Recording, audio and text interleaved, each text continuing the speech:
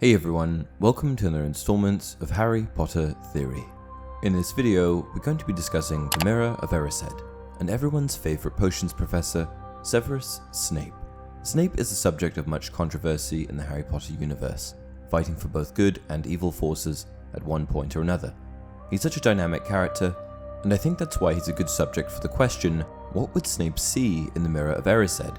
In order to properly answer that question, we need to take a look at his past.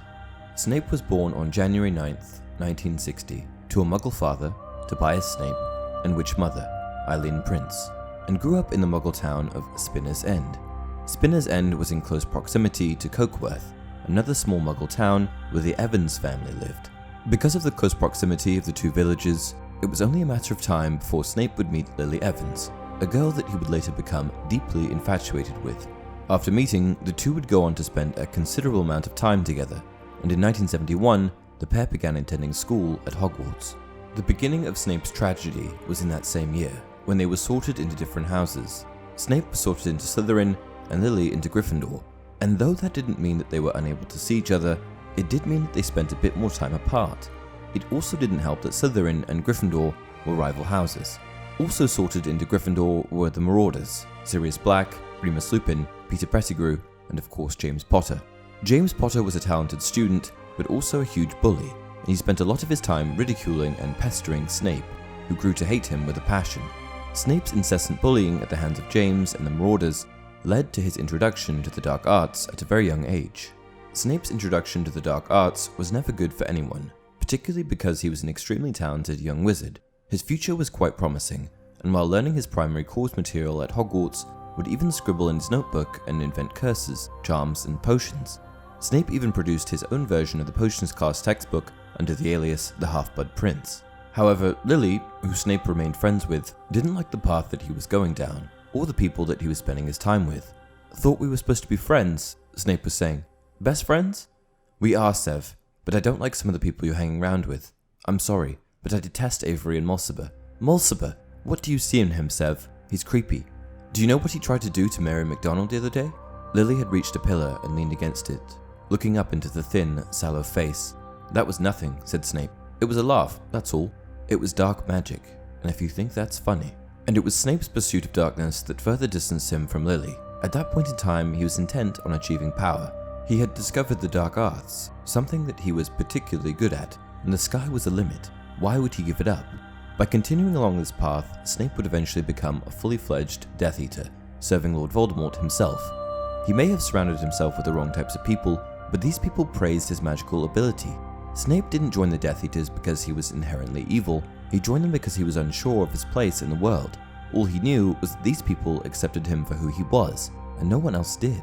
However, in the year 1980, Sybil Trelawney predicted the fabled prophecy, a prophecy that would change everything and turn Snape's world upside down. The one with the power to vanquish the Dark Lord approaches, born to those who have thrice defied him, born as the 7th month dies, and the Dark Lord will mark him as his equal.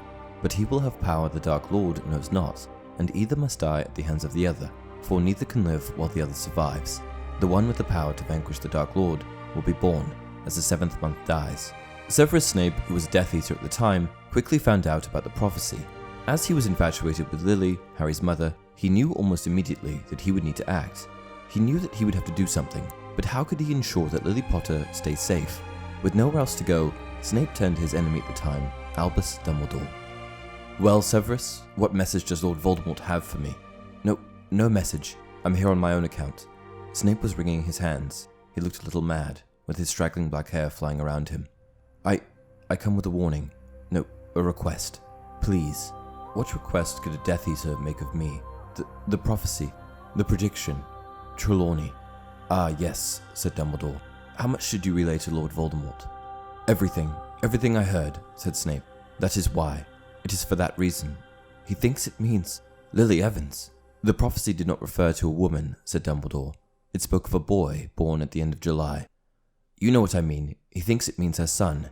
He's going to hunt her down, kill them all." "If she means so much to you," said Dumbledore, "surely Lord Voldemort will spare her. Could you not ask for mercy for the mother in exchange for the son?" I have asked him." "You disgust me," said Dumbledore, and Harry had never heard so much contempt in his voice. Snape seemed to shrink a little. You do not care then about the deaths of her husband and child? They can die, as long as you have what you want." Snape said nothing, but merely looked up at Dumbledore. Snape was a desperate man, and at this point in time would have done anything to protect the woman he loved, Lily Evans. Snape told Dumbledore that he would do anything to ensure that Lily was protected, and this was a testament to Snape's devotion to Lily. He dropped his Death Eater status and the life that he had built for himself in an instant when he found out that Lily was in danger.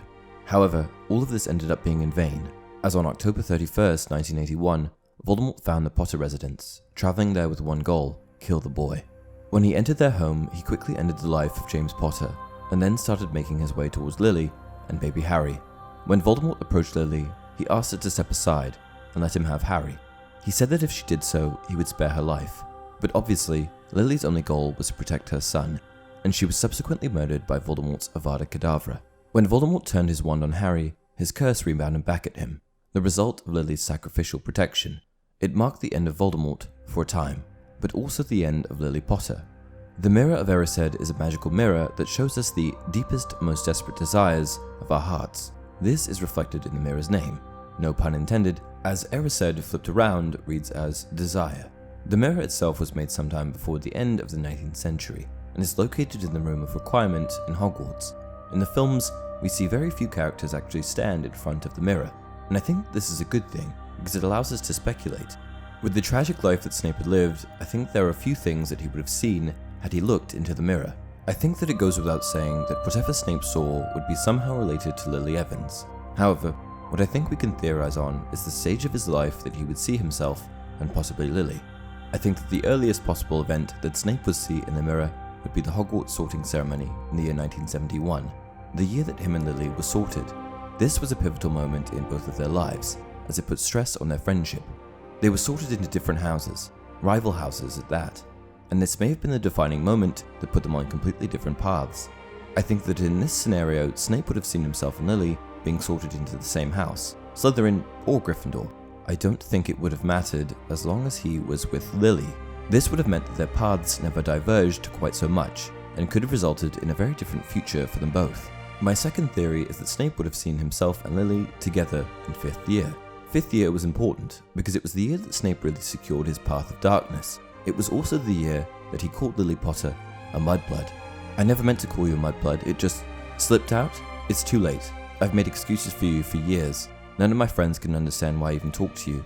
You and your precious little Death Eater friends. You've chosen your way, I've chosen mine. Lily never understood why Snape hung out with the would-be Death Eaters. She didn't like them, and it only distanced the pair. In an interview, Rowling was actually asked why Snape didn't excuse himself from their company sooner, for Lily's sake. She responded, "Well, that is Snape's tragedy. Given his time over again, he would not have become a Death Eater, but like many insecure, vulnerable people, like Wormtail, he craved membership of something big and powerful, something impressive. He wanted Lily and he wanted Multiple too. He never really understood Lily's aversion. He was so blinded by his attraction to the dark side, he thought she would find him impressive if he became a real Death Eater." So to answer the question, I think that Snape would have seen himself and Lily in 5th year. The pair would be closer than ever, and Snape would have never followed the dark path that he eventually led himself down. He would have never called Lily Potter a mudblood, and a future with Lily would have still been possible. The two would be lying on the grass, looking up at the clouds, smiling, holding hands. And that's it for this video. I hope you enjoyed it. What do you guys think Snape would have seen in the Mirror of Erised? Let me know down in the comment section below. Until next time, you're a wizard, Harry.